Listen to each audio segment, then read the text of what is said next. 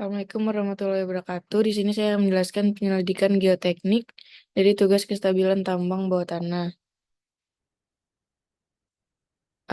Outline yang dibahas ada 4, yaitu ada pengeboran untuk penyelidikan geoteknik, pengambilan sampel untuk keperluan geoteknik, pengambilan data bidang discontinued dan RKD, pengujian laboratorium untuk menentukan sifat fisik dan sifat mekanik. Yang pertama ada pengeboran untuk penyelidikan geoteknik, di mana pengeboran geoteknik adalah jenis pengeboran yang membantu tim konstruksi lebih memahami susunan tanah tempat mereka akan membangun. Pengeboran ini melibatkan penyelidikan tanah di bawah permukaan untuk mengumpulkan data tentang landscape. Selanjutnya jenis pengeboran geoteknik. Yang pertama ada teknologi dorong langsung atau DPT, di mana teknik sederhana yang melibatkan penekanan batang bor kecil ke dalam tanah dan menggunakan beban atau perkusi untuk memindahkannya lebih dalam. Ini adalah salah satu versi pengeboran geoteknik yang paling hemat biaya dan sangat cocok untuk aplikasi dangkal. Yang kedua ada bor batang berongga, di mana teknik yang memanfaatkan torsi dan gaya untuk mengirim mata bor seperti sekrup melalui formasi yang keras. Ini adalah teknik lain yang relatif murah yang bekerja dengan baik di bawah permukaan dengan pasir, tanah liat, dan lanau. Yang ketiga ada sonik, di mana pengeboran geoteknik sonik ini menggali ke dalam bumi dengan meresonansikan serangkaian pipa bor baja yang terhubung. Teknik ini akan menciptakan sampel inti material lokasi yang berkesinambungan dengan penolakan terbatas. Hal ini membuatnya cocok untuk tim yang perlu mengamati geografi dasar lokasi secara saksama. Yang keempat ada putaran atau rateri. Ini istilah yang sering digunakan untuk menggambarkan beberapa jenis pengeboran geoteknik yang berbeda tetapi saling terkait erat. Benang merahnya adalah bahwa setiap teknik melibatkan penggalian ke dalam tanah dengan mata bor berputar yang digantung oleh pipa bor. Yang kelima ada Whirling dan Diamond Coring. Kedua metode ini melibatkan penggunaan mata bor inti putar untuk menggali formasi yang keras. Jika Anda mencari cara yang cepat dan efisien untuk mengumpulkan sampel dari lokasi, bisa menjadi pilihan terbaik menggunakan jenis pengeboran ini. Untuk ukuran maksimum sampel inti yang dapat dikumpulkan dengan metode ini adalah 3,27 inci.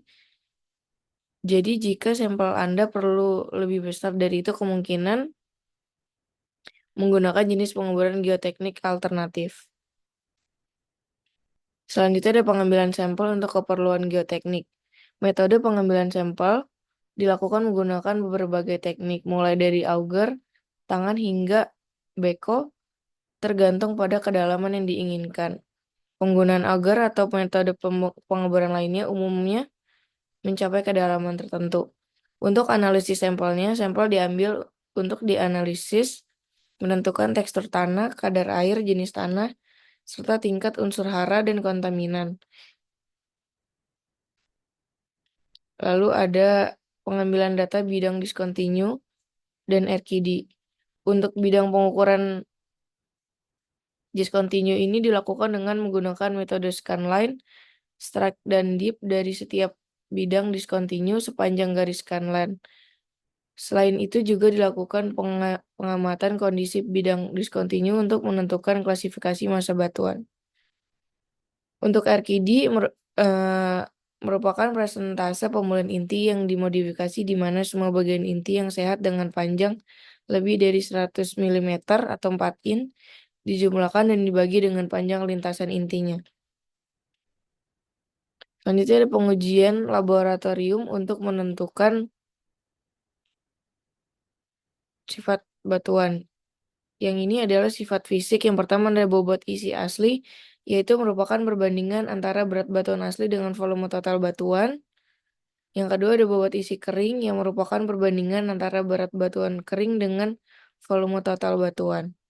Yang ketiga ada bobot sisi jenuh, merupakan perbandingan antara berat batuan jenuh dengan volume total batuan.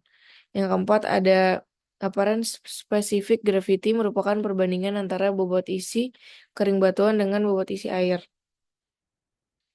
Yang kelima ada true specific gravity, merupakan perbandingan antara bobot isi butiran dengan bobot isi air.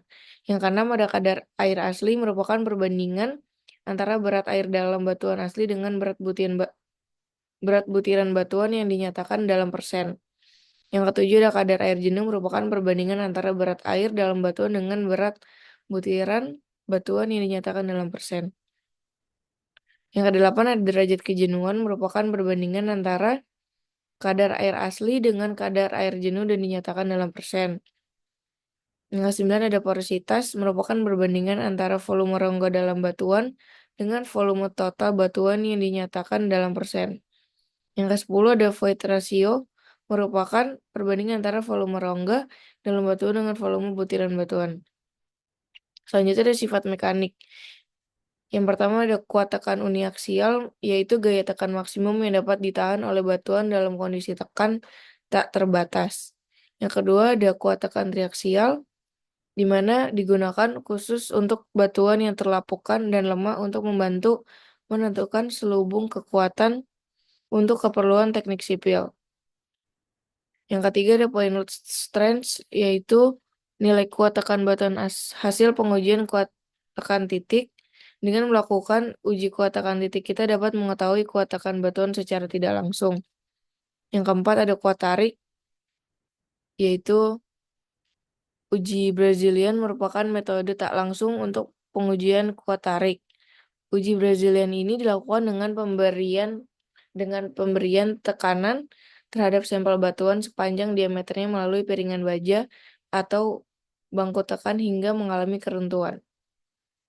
Yang kelima ada kuat geser langsung, di mana adanya direct shear berlaku ketika kedua bagian dari sebuah sampel yang masing-masing bidangnya tergeser ke arah yang saling berlawanan. Berikut adalah daftar pustakanya. Terima kasih, kurang lebihnya mohon maaf. Wassalamualaikum warahmatullahi wabarakatuh.